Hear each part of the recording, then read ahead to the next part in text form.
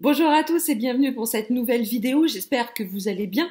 Je vous reviens aujourd'hui avec une nouvelle vidéo donc, qui sera un tag que j'ai trouvé sur la chaîne de Manon, Vibration littéraire, dont je vous mettrai le lien de sa vidéo en barre d'infos. Alors c'est un tag qui a pour titre « Suis-je accro à la lecture ?» Est-ce qu'il y a réellement besoin d'un tag pour savoir si je suis accro à la lecture? Pas sûr, mais au moins ça peut vous donner une idée sur mes habitudes de lectrice et sur mon rapport à la lecture. Donc je vous propose donc sans plus attendre de commencer par la première question. Quelle est la durée maximale que tu peux passer sans lire? Cette question, je vous jure, comment dire, c'est difficile de répondre à la question parce que je lis tout le temps, quoi, en fait. Dès que j'ai un moment libre, je lis. Voilà, je lis le matin. Je lis le matin en petit déjeunant. Voilà, grand maximum. Voilà, c'est quand je bosse. Voilà, c'est voilà une demi-journée, quoi, grand max, parce que bon, je lis le matin au petit déjeuner, je bosse, je me remets à lire sur ma pause déj, quoi. Donc voilà, on va dire ça, on va dire une demi-journée, pour être bien. Combien de livres emportes-tu avec toi, e-book plus papier, à tout moment? Déjà, j'en emporte un. J'emmène avec moi ma lecture en cours, ce qui est déjà pas mal. Donc oui, voilà, j'en emporte un, quoi. J'en emporte pas 50, hein. Surtout que moi, je prends les transports en commun, donc je vais pas me trimballer avec une valise à roulettes avec mes différentes lectures. Donc oui, voilà, donc c'est un. Donc généralement, c'est ma lecture en cours, c'est ou un livre, le livre papier, ou ma liseuse. Donc c'est sûr que quand j'ai ma liseuse avec moi, elle est quand même beaucoup plus sous la main. Question suivante. Gardes-tu tous les livres achetés et reçus ou aimes-tu t'en séparer et faire de la place pour les nouveaux? Alors, pendant très très longtemps, je gardais tous mes livres. Mais, bon bah voilà, vous le savez tous, hein, les murs ne sont pas extensibles, les bibliothèques ne sont pas extensibles, donc au bout d'un moment, il faut faire un tri.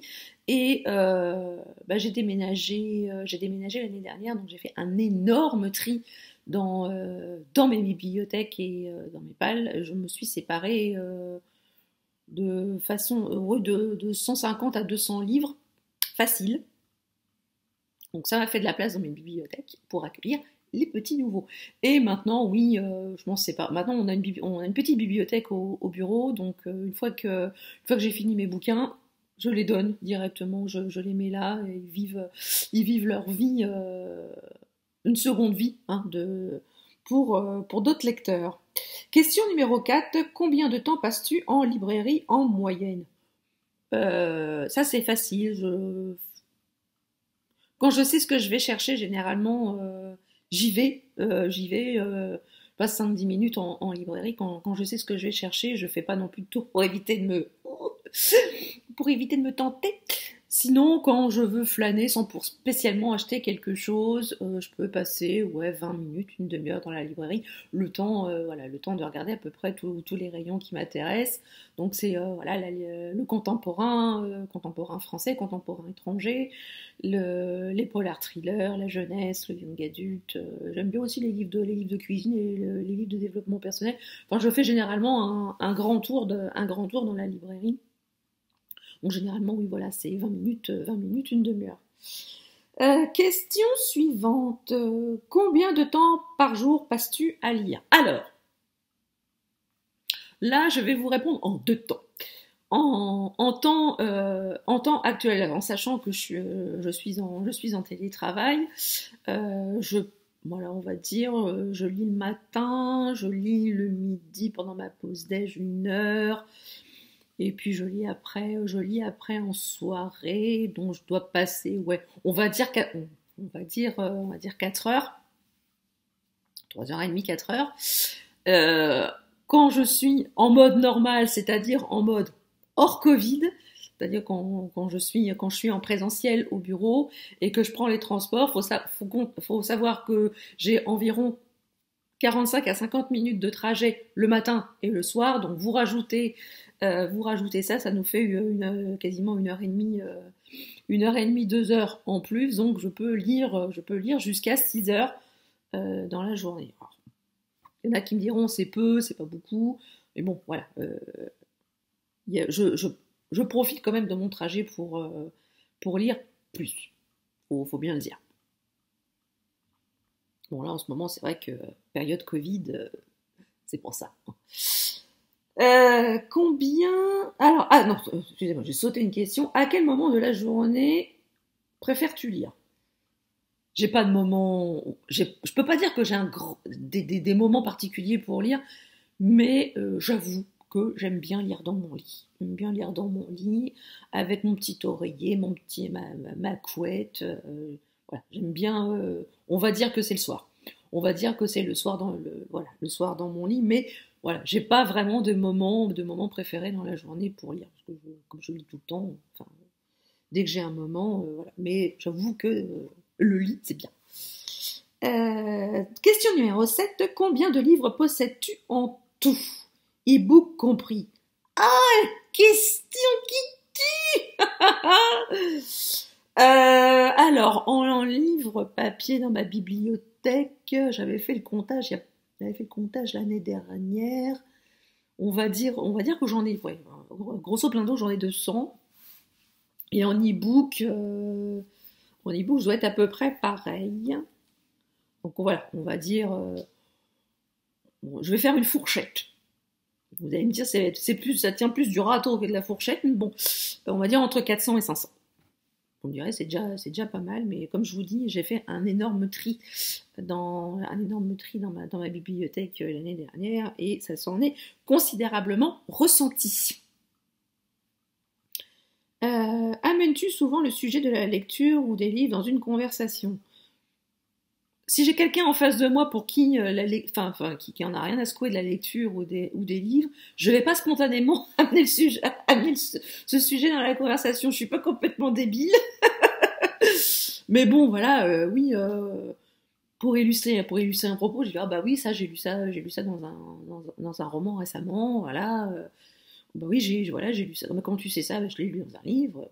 Voilà, je vais l'apporter par petites touches comme ça, mais non, spontanément, je vais pas me planter devant quelqu'un pour dire bonjour, tiens, en fait, j'ai lu ça, ça t'intéresse? Non, faut pas non plus être complètement. J'aime beaucoup lire, mais il m'arrive quand même de parler d'autres choses quand même. Mais non, voilà.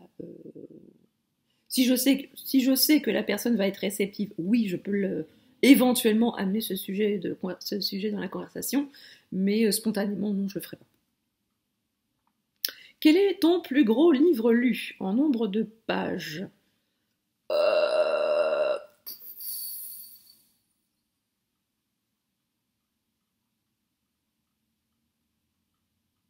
Non, rassurez-vous, il y a toujours du son, mais je suis en train de réfléchir.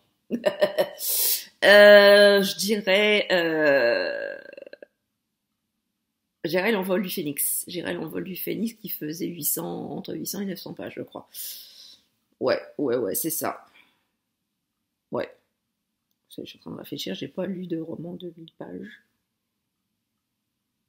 Non. Ensuite, question numéro 10, y a-t-il un roman que tu devais lire à tout prix? Recherche en librairie, en ligne, harceler un auteur. Non mais sérieux, harceler un auteur? Non mais sérieux, harceler un auteur? Non mais jamais je ferais ça, quoi. Ça va, je suis pas en mode groupie non plus, faut pas déconner. Je crois que j'ai passé l'âge, bref. Non. Non, il n'y a pas un livre que je tenais absolument. Oui, il y a des sorties que j'attends, évidemment, mais un livre que je devais avoir à tout prix, non. Voilà, je suis pas fétichiste des livres. Non, j'attends des sorties, oui, mais à attendre un livre en particulier à tout prix que je veux avoir à tout prix, non. Et de là à harceler l'auteur, non plus. Ah voilà, je ne suis pas une psychopathe livresque. Quoique, ça dépend des moments. Question 11. As-tu déjà lutté pour finir un roman car tu refusais de l'abandonner?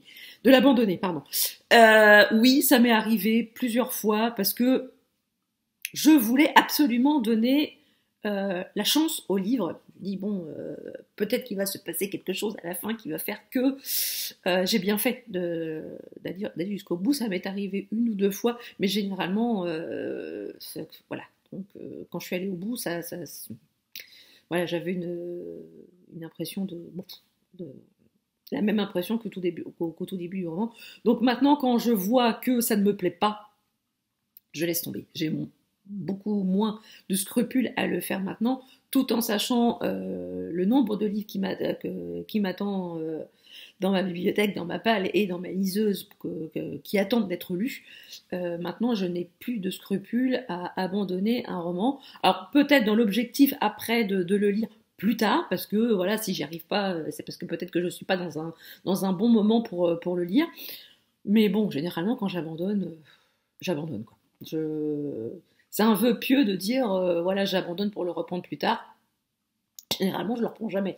Parce que j'ai tellement de sollicitations, tellement d'envie, tellement de trucs à lire que, voilà, ça ne va généralement pas beaucoup plus loin.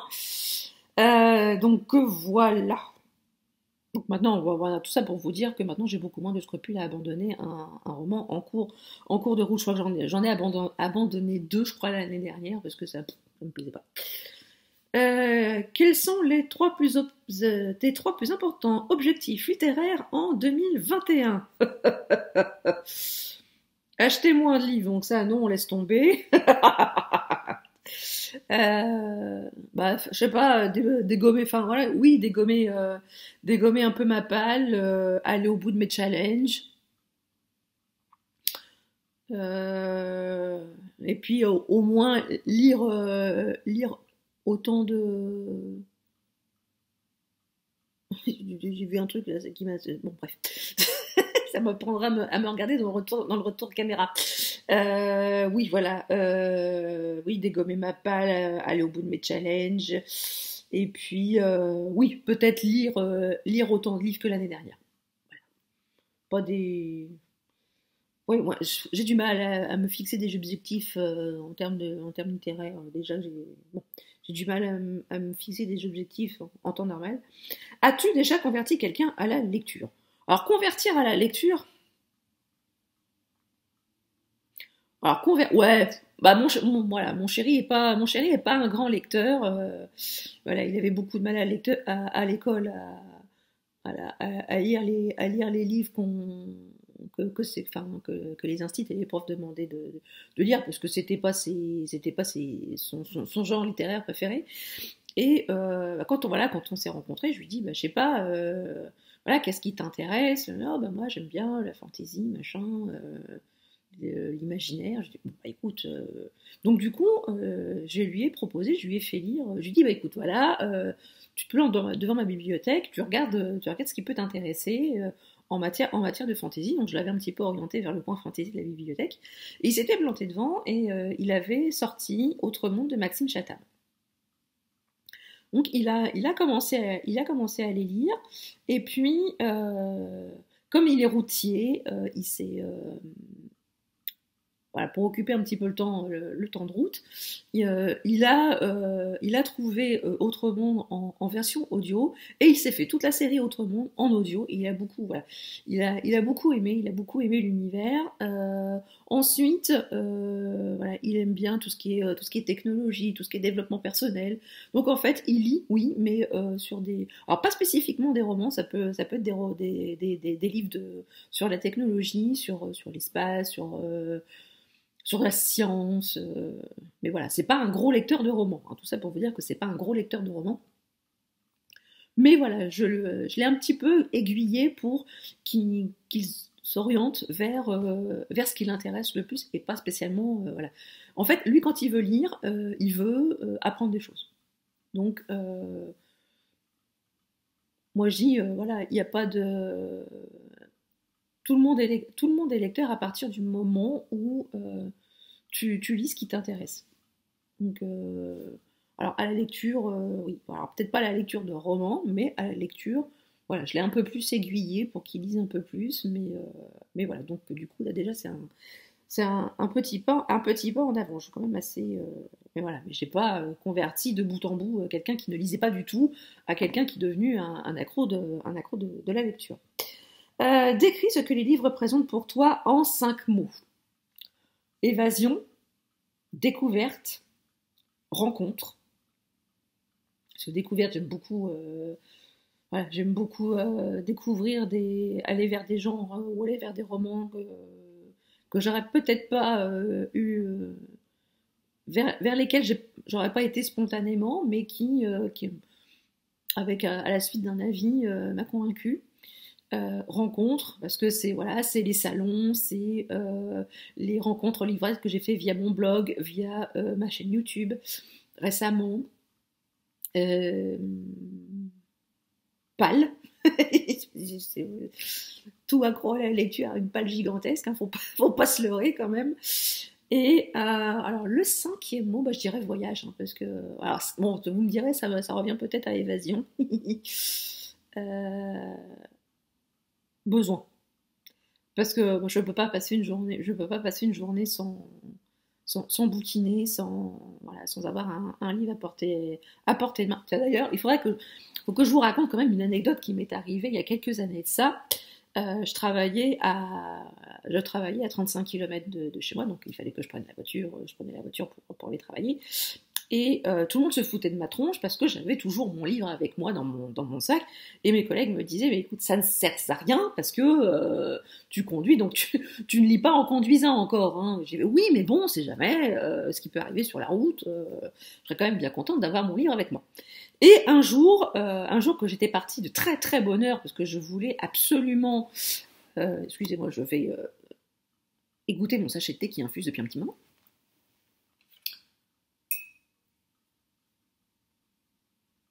Voilà. Je vais boire une petite gorgée d'ailleurs, parce qu'à force de parler, j'ai soif.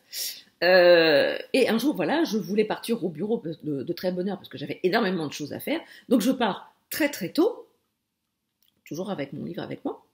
Et arrivé, parce que j'ai une petite portion d'autoroute, et arrivé quasiment à la sortie de l'autoroute, je tombe sur un bouchon. Il y avait des grévistes qui avaient pris le rond-point à la sortie de l'autoroute en otage, et je me suis retrouvée dans des bouchons pendant 4 heures. Donc, autant vous dire que j'étais super contente d'avoir mon livre avec moi. Hein. Je crois que je m'en rappellerai toujours, c'était l'Évangile selon Satan de Patrick Graham. D'ailleurs, si vous ne l'avez pas lu, je vous conseille parce que c'était génial.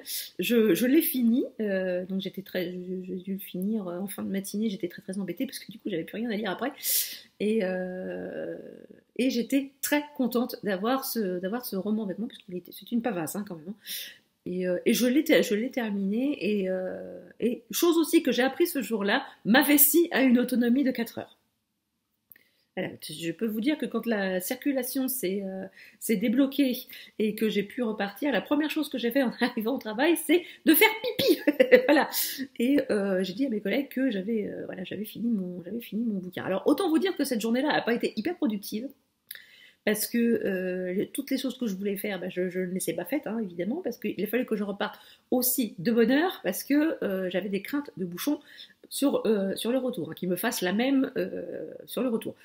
Bon, ça de mémoire, j'avais plutôt bien circulé, donc c'était plutôt pas mal, mais voilà. Donc autant vous dire que pour moi, la lecture, c'est un besoin, je ne peux pas me passer...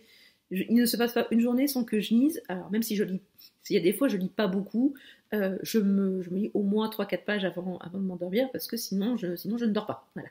Sinon, j'ai énormément de mal à m'endormir, donc je lis. Je lis de quelques pages, je finis mon chapitre et après au dodo. Donc voilà, c'est tout pour cette vidéo. J'espère qu'elle vous aura plu. N'hésitez pas à reprendre ce tag si le cœur vous en dit. Si vous avez aimé cette vidéo, n'hésitez pas à mettre des petits pouces en l'air et à laisser un commentaire. Si vous n'êtes pas encore abonné à la chaîne, n'hésitez pas, c'est gratuit, ça fait plaisir et ça ne fait de mal à personne. Sur ce, je vous laisse et je vous dis à très très bientôt pour une prochaine vidéo. Ciao!